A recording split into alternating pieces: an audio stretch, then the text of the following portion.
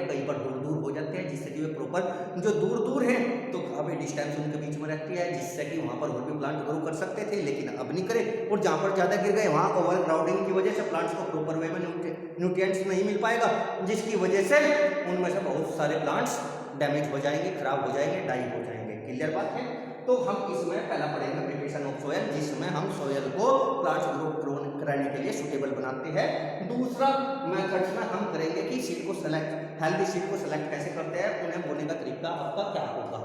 Clear बात है। उसके बाद आता है मैन्यूरिंग। मैन्यूरिंग का मतलब होता है खाद डालना, क्योंकि प्लांट्स को न्यूट्रिएंट्स की जरूरत पड़ती है ग्रो करने के लिए। किसकी जरूरत पड़ती है?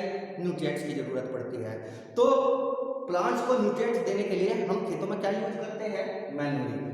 क्लियर है, यानी कि खाद डालना। क्लियर है। तो मैन्यूर्स वे केमिकल कंपाउंड होते हैं जो जिनमें प्लांट की ग्रोथ के लिए न्यूट्रिएंट्स अवेलेबल होते हैं। उसके बाद आता है इरिगेशन। इरिगेशन का तो मतलब आपको पता ही है बेटा, सिंचाई। क्योंकि अब तो रेनी सीजन है, कोई बात नहीं, बारिश होती रहती है, जिससे कि खेतों में पानी देने की जरूरत नहीं पड़ती। लेकिन जब गर्मी होती है बेसिकली, तो उस समय बारिश भी नहीं होती, तो खेतों में पानी देना बहुत जरूरी है। तो एक डेफिनेट इंटरवल के बाद खेतों में पानी देना क्या कहलाता है? इरिगेशन, यानी कि watering in the plants after a definite time interval is known as irrigation. Clear बात है। उसके बाद आती है बेटा वीडिंग। वीडिंग क्या होती है? अब जरा ध्यान से समझिएगा। वीडिंग क्या होती है? जरा ध्यान से समझिएगा बेटा। वीड्स का मतलब होता है जब खेत में हम क्रॉप ग्रो कराते हैं तो साथ के साथ अनवांटेड प्लांट्स भी ग्रो कर जाते हैं। क्लियर बात है। जब हम खेतों में क्रॉप्स ग्रो कराते हैं तो उस ग्रो प्लांट्स के साथ साथ अनवांटेड प्लांट्स भी ग्रो कर जाते हैं। तो ये अनवांटेड प्लांट्स कहलाते हैं वीड, और इन्हें खेतों से रिमूव करना क्या कहलाता है? ये वीडिंग। क्लियर है बेटा। इसकी भी स्टडी हम इस चैप्टर में करेंगे। अब अगला आता है क्रॉप प्रोटेक्शन। आपको पता, क्रॉप प्रोटेक्शन का मतलब होता है क्रॉप को प्रोटेक्ट करना। किसे प्रोटेक्ट करना? क्रॉप को प्रोटेक्ट करना। किससे प्रोटेक्ट करना?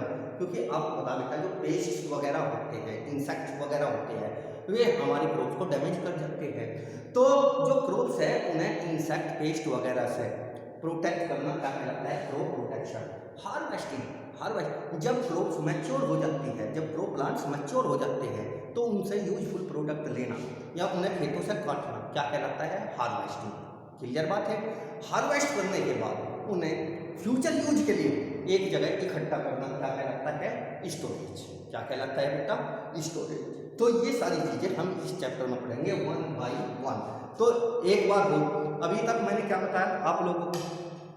अभी तक मैं सबसे पहले इंट्रोडक्शन को बताया। इंट्रोडक्शन में सबसे पहला पॉइंट क्या था आपका? फार्मिंग। फार्मिंग क्या था? लार्ज स्केल पर प्लांट को ग्रो कराना। दूसरा क्या था आपका? डोमेस्टिकेशन। डोमेस्टिकेशन क्या होता है? Rearing of animals.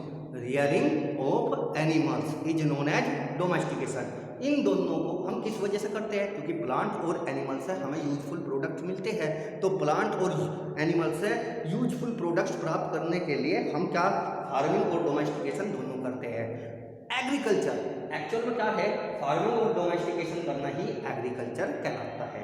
उसके बाद आती है क्रॉप प्लांट्स या क्रॉप। किसी एक लैंड पीस पर एक जैसे या सिमिलर प्लांट्स को ग्रो कराना क्या कहलाता है? आपका क्रॉप्स। क्या कहलाता है? क्रॉप्स या क्रॉप प्लांट्स।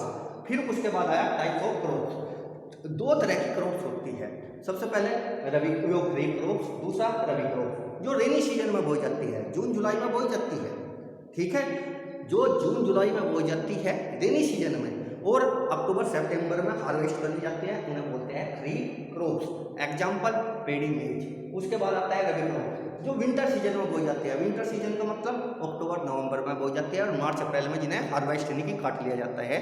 एग्जाम्पल जैसे कि आपका व्हीट, पी एक्सेट्रा। क्लियर है बेटा।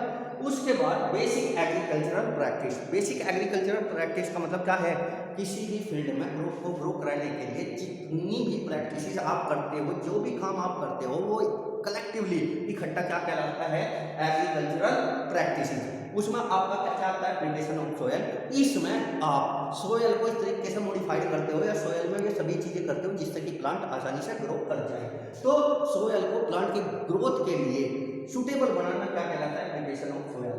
उसके बाद selection and sowing of seed. इसमें इस प्रैक्टिस में आप क्या करोगे, जो हेल्दी सीड है उन्हें सेलेक्ट करोगे और वे कैसे बोए जाते हैं, किस प्रकार से उन्हें सोक किया जाता है, इसकी स्टडी करोगे। फिर तीसरा मैन्यूरिंग। मैन्यूरिंग का मतलब है खाद डालना। ठीक, खाद में क्या होता है एक्चुअल में, जो मैन्योर होते हैं उसमें प्लांट की ग्रोथ के लिए सभी न्यूट्रिएंट्स अवेलेबल होते हैं। तो फील्ड में खाद डालना क्या कहलाता है, मैन्यूरिंग। उसके बाद इरिगेशन।